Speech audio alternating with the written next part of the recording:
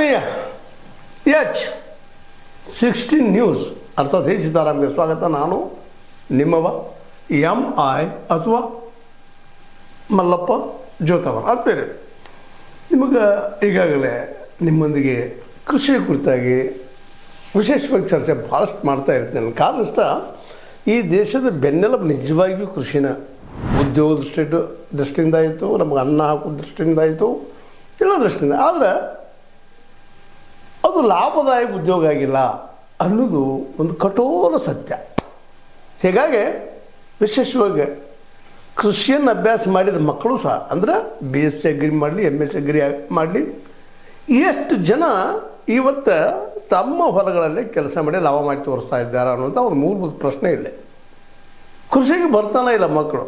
ಕೃಷಿ ಕಾಲೇಜುಗಳು ಓಪನ್ ಆಗ್ತಾ ಇದ್ದಾವೆ, ಕೃಷಿ ಸಂಬಂಧಿಸಿದಂಥ ವಿದ್ಯಾಲಯಗಳು ಆರಂಭ ಆಗ್ತಾ ಇದ್ದಾವೆ. ಆದರೆ ಆ ಕಲಿತ ಮಕ್ಕಳು ಕೃಷಿಗೆ ಯಾಕೆ ಮರಳ್ತಾ ಇಲ್ಲ? ಇದು ಮೊದಲೇದು ಅದು ಅವರಂತೆ ಬರೋದೇ ಇಲ್ಲ. ಮತ್ತು ಬೇರೆ BCom ಕಲೀಲಿ, MCom ಕಲೀಲಿ, MCA ಕಲೀಲಿ, ಯಾವುದು ಕಲಿತೀವಿ ಅವ್ರು ಯಾರಂತೆ ಬರೋದಿಲ್ಲ. ಬರಬೇಕಾದವ್ರು ಯಾರು? BSc ಅಗ್ರಿ, MSc ಅಗ್ರಿ, ಅಗ್ರಿಗೆ ಸಂಬಂಧಿಸಿದಂಥವ್ರು ಬರಬೇಕು. ಅವ್ರು ಬರೋದಿಲ್ಲ. ಯಾಕಂದರೆ ಸಿಂಪಲ್ ಅದ ಉತ್ತರ, ಬಹಳೇನಿಲ್ಲ. ಅದು ಲಾಭದಾಯಕ ಉದ್ಯೋಗ ಅಲ್ಲ. ಇವತ್ತು ನೋಡ್ರಿ, ಕಬ್ಬಿಗೆ 4,500 ರೂಪಾಯಿ ಖರ್ಚು ಮಾಡ್ತಾರೆ ಒಂದು ಟನ್ನಿಗೆ, ಬೆಳೀತಾರೆ ಅಷ್ಟೇ 3,300. ದೊಡ್ಡ ₹1,000 ಸರ್ಕಾರದಿಂದ ಅನ್ನುವಂಗೆ ಸರ್ಕಾರನೂ ಒಂದು ಬಿಂಬಿಸ್ತಾ ಇರ್ತದೆ. ಎಲ್ಲ ಕಡೆ ನೋಡ್ತಾ ಇದ್ದೀವಿ ನಾವು. ಅಂಥ ಒಂದು 2 ರಿಪೋರ್ಟ್ಗಳನ್ನ ನಾನು ನಿಮ್ಮ ಜೊತೆಗೆ ಇವತ್ತು ಚರ್ಚೆ ಮಾಡೋ ವಿಚಾರ ಮಾಡಿದ್ದೀನಿ. ಒಂದು ಹುದ್ರಿಯಲ್ಲಿ ಆದಂಥದ್ದು, ಅಲ್ಲಿ ಸಿದ್ದರಾಮಯ್ಯನವರು ಸ್ವತಃ ಭಾಗಿಯಾಗಿದ್ದರು. ಕಾರಣ ಇಷ್ಟೇ, ಹುದ್ರಿಯಲ್ಲಿ ಗಾಂಧೀಜಿಯವರು ಬಂದಿದ್ದರು, ಅಲ್ಲಿ ಎಷ್ಟಿದ್ರು ಅನ್ನೋ ಕಾರಣಕ್ಕಾಗಿತ್ತು. ನಾವು ಕೃಷಿಗೆ ಆಸಕ್ತಿ ತೋರಿಸ್ತಾ ಇದ್ದೀವಿ, ತೋರಿಸೋದಾಯಿತು.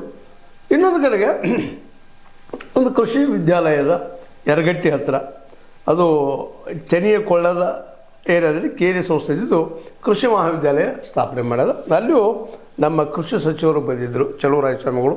ಇಲ್ಲೂ ಇದ್ದರು ಚಲುವರಾಯಸ್ವಾಮಿಗಳು. ಇರಲಿ, ಒಂದು ಕಡೆ ವಿಶ್ವವಿದ್ಯಾಲಯ ಸ್ಟಾರ್ಟ್ ಆದು, ಒಂದು ಕಾಲೇಜ್ ಸ್ಟಾರ್ಟ್ ಆಗ್ತಾಯಿದೆ. ಇನ್ನೊಂದು ಕಡೆ ಕೃಷಿ ಇಲಾಖೆಗೆ ಮತ್ತು ಈ ಕೃಷಿಕರಿಗೆ ಅಂತರ ಕಡಿಮೆ ಇರಲಿ ಅಂತ ನಮ್ಮ ಏನಪ್ಪ ಅಂತಂದ್ರೆ ಸಿದ್ದರಾಮಯ್ಯರು ಸಜೆಷನ್ ಕೊಟ್ಟಿದ್ದಾರೆ ಅದು ಕೃಷಿ ಅಧಿಕಾರಿಗಳಿಗೆ. ಆದರೆ ಸಫಿಷಿಯೆಂಟ್ ಕೃಷಿ ಅಧಿಕಾರಿಗಳಿಲ್ಲ, ಅಲ್ಲಿ ಸ್ಟಾಪ್ ಇಲ್ಲ ಅನ್ನೋ ಆರೋಪ ಕೃಷಿ ಇಲಾಖೆ. ಆ ಮಾತು ನಿರಂತರವಾಗಿ ಮಾಡ್ತಾ ಇರ್ತಾರೆ ಅವರು. ನಾವು ಸಾಕಷ್ಟು ಕೃಷಿ ಇಲಾಖೆ ಹೋಗಿ ಭೇಟಿಯಾದಾಗ ಅಲ್ಲಿ ಅಧಿಕಾರಿಗಳು ಹೇಳ್ತಾ ಇರ್ತಾರೆ, ಇಲ್ಲರಿ ಕೈಲಿ ಸಫಿಷಿಯೆಂಟ್ ನಮ್ಗೆ ವರ್ಕರ್ಸ್ ಇಲ್ಲ ಅಂಥೇಳಿ. ಹೀಗಾಗಿ ನಾವು ಹೋಗ್ಲಿಕ್ಕೆ ಆಗಲಿಕ್ಕಿಲ್ಲ, ಇಲ್ಲಿ ಸಲಹೆ ಕೊಡ್ತೀವಿ ಬಂದವ್ರಿಗೆ ಅಂತ ಹೇಳ್ತಾರೆ ಅವರೆಲ್ಲ ಎಲ್ಲ ಇಲಾಖೆ ಅಧಿಕಾರಿಗಳು. ಇಲ್ಲಿ ಇನ್ನೊಂದು ಕಡೆಗೆ ಯೂನಿವರ್ಸಿಟಿ ಅಥವಾ ಮತ್ತಾವುದು ಕೃಷಿಗೆ ಸಂಬಂಧಿಸಿದ ಕಾಲೇಜನ್ನು ತೆಗಿತಾ ಇದ್ದಾರೆ. ಆ ಕಲಿತ ಮಕ್ಕಳು MSc ಅಗ್ರಿ ಕಲಿತರೂ ಸಹ ತಮ್ಮ 4-5 ಎಕರೆ, 5 ಎಕರೆ, 10 ಎಕರೆ ಅಂತ ಭೂಮಿಲಿ ಕೆಲಸಕ್ಕೆ ಯಾಕೆ ಬರ್ತಾ ಇಲ್ಲ? ಅಲ್ಲಿ ಯಾಕೆ ಇಂಪ್ರೂವ್ ಮಾಡ್ತಾಯಿಲ್ಲ? ಅಲ್ಲಿ ಯಾಕೆ ಪ್ರಾಯೋಗಿಕವಾಗಿ ವರ್ಕ್ ಮಾಡ್ತಾರೆ ಅನ್ನೋದು ಇಲ್ಲೊಂದು ಮೂಲಭೂತ ಪ್ರಶ್ನೆ. ಈ ಪ್ರಶ್ನೆಗೆ ಉತ್ತರ ಆರಂಭದಲ್ಲಿ ಹೇಳ್ತಾ ಇದ್ದೀನಿ. ಅದನ್ನು ಸಿಂಪಲ್, ಅದನ್ನು ಲಾಭ ಇಲ್ಲ, ಲಾಭದಾಯಕ ಉದ್ಯೋಗ ಅಲ್ಲ ಅನ್ನೋ ಕಾರಣಕ್ಕಾಗಿ. ಯಾಕೆ ಲಾಭದಾಯಕ ಇಲ್ಲ? ಇವತ್ತೆಲ್ಲ ಸಾವಯವ ಕೃಷಿ ಅಂತ ಹೇಳ್ತಾರೆ, ಮತ್ತೊಂದು ಹೇಳ್ತಾರೆ, ಏನೆಲ್ಲ ಹೇಳ್ತಾರೆ.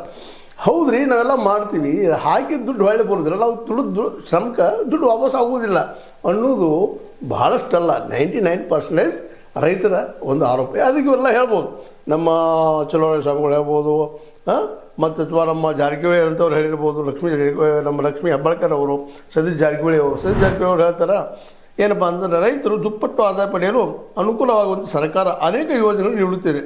ಈ ಮೂಲಕ ಕೃಷಿ ಕ್ಷೇತ್ರದ ಬದಲಾವಣೆ ತಂದಿದೆ ಅಂತ ಹೇಳ್ತಾ ಇರ್ತಾರೆ.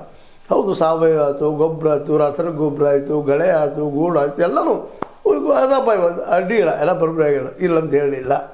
ಕೃಷಿಗೆ ಏನು ಬೇಕಾಗಿದೆ ಎಲ್ಲ ಅದು. ಆದರೆ ಅಷ್ಟು ಖರ್ಚು ಮಾಡಿ ಅಲ್ಲಿ ಇನ್ವೆಸ್ಟ್ ಮಾಡಿ ನಾವು ಎಷ್ಟು ಪಡಿತೀವಿ ಅನ್ನೋದು ಮುಖ್ಯ. ಅದಕ್ಕೆ ಇನ್ನೊಂದು ಮತ್ತೆ ಆದರ್ಶ ಕಾರಣ ಹೇಳ್ತಾರೆ, ಆವತ್ತು ಬೇರೆ ಆದರ್ಶ ಅಲ್ಲ, ಉತ್ಪನ್ನ ಎಷ್ಟು ಬರ್ತದೆ. ಯಾಕಂದ್ರೆ ನಾವು ಭಗವದ್ಗೀತೆಯಲ್ಲಿ ಕೇಳಿದ್ವಿ, ಗೊತ್ತದ ನೀವು ಕರ್ಮ ಮಾಡಪ್ಪ, ಫಲ ಮುಂದೆ ಬರ್ತದೆ, ಇಲ್ಲಿ ಹೋಗೋದಿಲ್ಲ ಅಂತೇಳಿ. ಅದು ಬೇಡ, ದುಡಿದ ತಕ್ಷಣ ಫಲ ಬೇಕು. ಇದನ್ನು ಕೇಳ್ತಾ ಇದ್ದಾರೆ ಇವತ್ತಿನ ಯುವಕರು. ಇವತ್ತು ನಮ್ಮ ಇವರು ಲಕ್ಷ್ಮೀ ಹೆಬ್ಬಾಳ್ಕರ್ ಹೇಳ್ತಾರೆ, ಕಾಲ ಬದಲಾದಂಥ ರೈತರು ಕೃಷಿಯಲ್ಲಿ ಬದಲಾವಣೆ ತಂದುಕೊಳ್ಳಬೇಕು, ಉತ್ತಮ ಇಳುವರಿ ಮತ್ತು ಆದಾಯ ಪಡೆದುಕೊಳ್ಳಬೇಕು. ಇಳುವರಿ ತರ್ತಾರೆ ರೀ, ಉತ್ತಮ ಇಳುವರಿ ಐತಿ, ಕಬ್ಬಿನ ಎಲ್ಲರೂ ನೋಡ್ರಿ. ಆದರೆ ಆದಾಯ ಯಾಕಿಲ್ಲ? ಆದಾಯ ಅಂದರೆ ಮಾರ್ಕೆಟ್ ಅವ್ರಿಗೆ ಆಗಿಲ್ಲ ರೀ, ರೈತರಿಗೆ ಯಾವ ಮಾರ್ಕೆಟ್ ಇಲ್ಲ. ಯಾರೋ ಮಾರ್ಕೆಟ್ ಮಾಡ್ತಾರೆ, ಮಾರ್ಕೆಟ್ ಯಾರು ಮಾಡೋರು, ಇವ್ರಿಗೆ ಯಾಕೆ ಲಾಭ ಮಾಡ್ತಾರೆ? ಇದೇ ಇಲ್ಲಿ ಬಂದಿದ್ದು APMC ಸೋತದ ವಿಷಯದಲ್ಲ. ಹಾಗಾದ್ರೆ ಏನು ಮಾಡ್ಬೇಕು? ಅದಕ್ಕೆ ಇದ್ರ ಚಿಂತನೆ ನಡಿಬೇಕಾಗಿದೆ ನಮ್ಗೆ. ಸಾವಯವ ಕೃಷಿ ಆಯಿತು, ಇನ್ನುಳಿದಾಯಿತು, ಪುಕೋಕನ ನೈಸರ್ಗಿಕ ಕೃಷಿ ಆಯಿತು, ಎಲ್ಲನೂ ನಾವು ಮಾತಾಡಿದ್ದೀವಿ. ಅವ್ರು ಮಾಡಿ ಯಶಸ್ವಿಯಾಗಿದ್ದಾರೆ. ಜಪಾನದಲ್ಲಿ ಪುಕೋಕ ಅವ್ರು ಮಾಡಿ ಯಶಸ್ವಿಯಾಗಿದ್ದಾರೆ. ಕಾರಣ ಮಾರ್ಕೆಟ್ ಅವ್ರಿಗೆ ಕೃಷಿಕನ ಕೈಯಾಗೈತಿ. ಇಲ್ಲಿ ಕೃಷಿಗೆ ಮಾರ್ಕೆಟ್ ಇಲ್ಲ. ಇವನ್ ಅಮೆರಿಕ ಆಗಿರ್ಬೋದು, ಯುರೋಪಿಯನ್ ಕಂಟ್ರಿಗಳಲ್ಲಿ ಸಹಿತ ಕೃಷಿಗೆ ಇಲ್ಲಿ ಮಾರ್ಕೆಟ್ ಇಲ್ಲ. ಅದಕ್ಕೆ ಅವ್ರು ಸಬ್ಸಿಡಿ ಹೆಚ್ಚು ಕೊಡ್ತಾರೆ. ಒಬ್ಬ ರೈತ 45-50 ಲಕ್ಷ ರೂಪಾಯಿ ಪ್ರತಿ ವರ್ಷ ಕೊಡ್ತಾರಲ್ಲಿ. ಯಾಕಂದ್ರೆ ಕೃಷಿ ಉಳಿಬೇಕಲ್ರಿ, ಹೊಟ್ಟೆ ಹಿಟ್ಟಿದ್ರೆ ಮುಂದಿಂದೆಲ್ಲ. ಸ್ವತಂತ್ರವಾದ ಮೀಡಿಯಾಗೆ ಬೇಕಾಗಿರುವುದು ಸ್ವತಂತ್ರ ಧ್ವನಿ. ಆ ಸ್ವತಂತ್ರ ಧ್ವನಿ ಉಳಿಸಲು ನೀವು ಮಾಡಬೇಕಾದದ್ದು ಇಷ್ಟೇ. ಅದೇನಪ್ಪಾ ಅಂತಂತಂದ್ರೆ ನಿಮ್ಮ ಕೈಲಾದಷ್ಟು ಸಹಾಯ ಈ ಚಾನಲ್ಗೆ ಮಾಡಿ ಹಾಗೂ ನಿಮ್ಮ ಧ್ವನಿಯನ್ನು ಕಾಪಾಡಿಕೊಳ್ಳಿ. ಉಳಿದ ಕ್ಷೇತ್ರ ಲಾಭ ಸಾಕಷ್ಟದ, ಇಲ್ಲಿ ಲಾಭ ಇಲ್ಲ, ಲಾಭ ಉದ್ಯೋಗ ಅಲ್ಲ. ಅದು ಮಾಡೋದಕ್ಕೆ ಏನು ಮಾಡೋದು, ಉಳು ಚಿಂತನೆ ಒಂದು ನಡೀಬೇಕಾಗ್ಯದ. ಇವಾಗ ಸಿದ್ದರಾಮಯ್ಯರಾಗಲಿ, ಚಲೋ ಸಂಘಗಳಾಗಲಿ, ಅಥವಾ ನಮ್ಮ KL ಸೊಸೈಟಿ ಆಗಲಿ, KL ಅದು ಇನ್ನುಳಿದ ಕಂಪ್ನಿಗಳಾಯಿತು, ಕಂಪ್ನಿಗಳು ಸಹಿತ ಸಾಕಷ್ಟು ಕೃಷಿ ಕಾಲೇಜ್ ತರ್ತಾ ಇದ್ದಾರೆ. ಸಾಕಷ್ಟು ದುಡ್ಡು ಮಾಡ್ಕೊಳಕ್ಕಿರೋದು. ಆದರೆ ಅಲ್ಲಿ ಕಲಿತಂಥ ಎಷ್ಟು ಜನ ಮಕ್ಕಳು ಇಲ್ಲಿ ಇವತ್ತು ಅಗ್ರಿಕಲ್ಚರ್ ಮಾಡ್ತಾ ಇದ್ದಾರೆ, ಒಕ್ಕಲ್ತನ ಮಾಡ್ತಾ ಇದ್ದಾರೆ, ಹಾರ್ಟಿಕಲ್ಚರ್ ಮಾಡ್ತಾ ಇದ್ದಾರೆ ಅನ್ನೋದು ಇವತ್ತು ಪ್ರಶ್ನೆ ಅದ. ಕಾರ್ನಿಷ್ಠ ಮತ್ತು ಹೇಳ್ತಾ ಇರೋದು ಅವರು ದುಡಿದ ಶ್ರಮಕ್ಕೆ ಅಲ್ಲಿ ಪ್ರತಿಫಲ ಇಲ್ಲ. ಅದಕ್ಕೆ ಇನ್ನೂ ಗೌರ್ಮೆಂಟ್ ಸರ್ವಿಸಾಗಿ ಹೋಗ್ತಾರೆ. ಇವತ್ತು IAS, KAS ಅವ್ರು ಹೋಗ್ತಾರೆ, ಯಶಸ್ವಿ ಆಗಿದ್ದಾರೆ. MSc ಅಗ್ರಿ ಮಾಡಿದಂಥ ಮಕ್ಕಳು ಎಷ್ಟೋ ಜನ ಹೋಗಿದ್ದಾರೆ. ಆದರೆ ಗೌರ್ಮೆಂಟ್ ಜಾಬ್ ಹಿಡಿದಕ್ಕೆ ಹೋಗ್ತಾರೆ ವಿನಃ ಅವರು ಕೃಷಿಗೆ ಬರೋದಿಲ್ಲ, ತಮ್ಮದೇ ಭೂಮಿಯಲ್ಲಿ ತಾವು ದುಡಿಯೋಕ್ಕೆ ಬರೋದಿಲ್ಲ. ಯಾಕಂದ್ರೆ ಅವ್ರಿಗೆ ಗೊತ್ತದ ಮಾರ್ಕೆಟ್ ಇಲ್ಲ ಅನ್ನುವಂಥದ್ದು. ಮಾರ್ಕೆಟ್ ಮಾಡೋರು ಯಾರು? ಮಾರ್ಕೆಟ್ ಮಾಡಬೇಕಾಗಿದ್ದು ಸರ್ಕಾರ ಅದಕ್ಕೆ ಅನುಕೂಲಗಳು ಮಾಡಿಕೊಡ್ಬೇಕು. ಅದ್ರ ತಕ್ಕಂಗೆ ಆ ಬೆಲೆ ನಿಗದಿ ಮಾಡೋದು ರೈತರ ಕೈಯಾಗಿ ಕೊಡಬೇಕು ಅಂತ. ಅದು ಆಗುವವರೆಗೆ ಇದೆಲ್ಲ ನಾವು ಢುಂಗಿಯಾಗಿ ಮಾಡಿದಂಥದ್ದು. ಲಕ್ಷ್ಮೀಬಾಯಿ ಹೆಬ್ಬಾಳ್ಕರ್ ಅವ್ರು ಹೇಳ್ತಾರೆ, ಕಾಲ ಬದಲಾವಣೆ ರೈತರು ಕೃಷಿಯಲ್ಲಿ ಬದಲಾವಣೆ ತಂದುಕೊಳ್ಳಬೇಕು. ಬದಲಾವಣೆ ತಂದಾರ್ರಿ ಅವರು. ಇನ್ನೇನು ತರಬೇಕಂತ ಮಾಡಿದ್ರಿ ಹೇಳಿದ್ರಿ, ಏನು ಬದಲಾವಣೆ ಮಾಡೋರಿದ್ರಿ? ಸಾವಯವ ಕೃಷಿ ಮಾಡ್ತಾರೆ ಅವರು. ಅವರಷ್ಟು ಜನ ನಮ್ಗೆ ಯಾರಿಗಿಲ್ಲ. ಹೋಗಿ ಕೃಷಿಕನ ಸಾಮಾನ್ಯ ಹೆಬ್ಬಟ್ಟಿನ ಕೃಷಿಕನ ಕೇಳಿ ನೀವು ಯಾವ ತಿಥಿಯಲ್ಲಿ ಯಾವ ಕಾಳ ಹಾಕಬೇಕು, ಏನು ಮಾಡಬೇಕು, ಬೀಜ ಯಾವಾಗ ಬಿತ್ತಬೇಕು, ಬೀಜ ಹೇಳಿದ ತಕ್ಷಣ ಹೇಳ್ತಾರೆ ಸರಿ ಅದು ಏನು ತಪ್ಪದನೋ, ಈ ಬೀಜದಿಂದ ಎಷ್ಟು ಬೆಳೆ ಬರ್ತದೆ ಏನು ಸ್ಪಷ್ಟ ಹೇಳುವಂಥ ರೈತರಿದ್ದಾರೆ ನಮ್ಮಲ್ಲೇ. ಯಾಕೆಂದ್ರೆ ಅವ್ರ ಜೀವನನ ಅದ್ರಾಗ ಹೋಗಿರ್ತದೆ ರೀ, ಇಡೀ ಅವ್ರ ಬದುಕದ್ರಾಗ ಹೋಗಿರ್ತದೆ. ಇವೇನು MSc ಅಗ್ರಿ ಮಾಡಿರ್ತಾರೆ ಅವ್ರಿಗೂ ಎಕ್ಸ್ಪರ್ಟ್ ಒಬ್ಬ ಹೆಬ್ಬಟ್ಟೆ ಇರ್ತಾನೆ ಬೆಳೆಯುವಲ್ಲಿ. ಯಾವ ತಿಥಿಯಲ್ಲಿ ಯಾವ ಕಾಳನ್ನು ಹಾಕಬೇಕು, ಯಾವ ಭೂಮಿಗೆ ಯಾವ ಕಾಳ ಬರ್ತದೆ ಏನು ಸಟ್ಟೆಲ್ಲ ಹೇಳ್ತಾರೆ. ಆದ್ರೆ ಅವ್ರು ಬಡತನದಲ್ಲಿ ಇದ್ದಾರೆ. ಕಾರಣ ಅಂದರೆ ಮಾರ್ಕೆಟ್ ಇಲ್ಲ ಅವ್ರಿಗೆ. APMC ಅಂತದಕ್ಕೂ ಮತ್ತೆಲ್ಲ ಒಯ್ಯಬೇಕು ಕಾಳುಗಳನ್ನ, ಹೋಗ್ಕೊಳ್ಳೋ ರೇಟ್ ಇರೋದಿಲ್ಲ, ಡೌನ್ ಆಗಿರ್ತದೆ, ಅಷ್ಟಕ್ಕೆ ಮಾರಕ್ಕೆ ಮನಸ್ಸಾಗೋದಿಲ್ಲ. ಇಟ್ಕೊಂಡ್ರೆ ಮನೆಯಲ್ಲಿ ಇಟ್ಕೊಳ್ಳೋ ಜಾಗ ಇಲ್ಲ, ರೈತ ಲಾಸ್ ಆಗಿಬಿಡ್ತಾನೆ. ಅದನ್ನು ನಾವು ಬಡ್ಕೊಂಡು ಹೇಳ್ತಾ ಇರೋದು. ಮೇಲಿಂದೆಲ್ಲ ರೈತರಿಗೆ ಹೇಳ್ತಾ ಇರೋದು, ನಿಮಗೂ ಹೇಳ್ತಾ ಇರೋದು, ಸರ್ಕಾರಗಳು. ಈಗ ಸರ್ಕಾರಕ್ಕೆ ಹೇಳ್ಬೇಕಾಗಿದೆ ಇದನ್ನು. ಅವ್ರಿಗೆ ತಮ್ಮ ಬೆಳೆದ ಬೆಳೆಯನ್ನು ಇಟ್ಕೊಳ್ಳಿಕ್ಕೆ ಜಾಗ ಮಾಡಿಕೊಡ್ರಿ ಅವ್ರಿಗೆ. ಅಂದರೆ ಗೋಡೌನ್ ಮಾಡಿಕೊಡ್ರಿ. ಗೋಡೌನ್ಗಳನ್ನು ಪ್ರತಿಯೊಂದು ಹಳ್ಳಿಗೆ ಮಾಡಿಕೊಟ್ರಪ್ಪ ಅಂತಂದರೆ ತಾವು ಬೆಳೆದ ಬೆಳೆ ಇಟ್ಕೊಳ್ತಾರೆ, ರೇಟ್ ಬಂದಾಗ ಮಾರ್ತಾರೆ, ರೇಟ್ ಬರ್ತದೆ, ಅವ್ರಿಗೆ ಲಾಭ ಆಗ್ತದೆ. ಸ್ವತಃ ತಮ್ಮ ಕಾಳುಗಳಿಗೆ, ತಮ್ಮ ಬೆಳೆದ ಬೆಳೆಗೆ ಬೆಂಬಲ ನೀವು ಕೊಡಲೇಬೇಡ್ರಿ, ಘೋಷಣೆ ಮಾಡ್ಲಿಕ್ಕೆ ಹೋಗ್ಬೇಡ್ರಿ. ಹೇಗಂದ್ರೆ ಎಲ್ಲರಿಗೂ ಆಹಾರ ಅವಶ್ಯದ. ಇವತ್ತು ಎವ್ರಿ1 ವಾಂಟ್ಸ್ ಫುಡ್.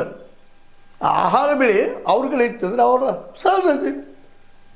ಸಮಾಜ ಈಗ ನೋಡ್ತೀವಿ, ನಾವು ನೋಡ್ತೀವಿ ಮಾರ್ಕೆಟಲ್ಲಿ ಏನು ಇರ್ತದಪ್ಪ, ಅದು ಅಖರಿ ಆಗ್ತದೆ. ಅಖರಿ ಅಂದರೆ ಕಡಿಮೆ ಆಗ್ತಪ್ಪ ಅಂದರೆ ರೇಟ್ ಏನು ಜಂಪ್ ಆಗ್ತದೆ. ಅದಕ್ಕೆ ಆ ಒಂದು ರಾಶಿ ಬಂದಾಗ ಪಾಪ ಇಟ್ಕೊಳ್ಳೋ ಜಾಗ ಇರೋದಿಲ್ಲ ಅವ್ರಿಗೆ, ಒಣಗಿಸ್ಕೊಂಡು ಮಾಡಿ. ಹೀಗಾಗಿ ಅವ್ರು ಸೋಲ್ತಾ ಇದ್ದಾರೆ. ಅದಕ್ಕಾಗಿ ಮುಖ್ಯವಾಗಿ ಆಗಬೇಕಾಗಿದ್ದು ಅವ್ರಿಗೆ ಮಾರ್ಕೆಟ್.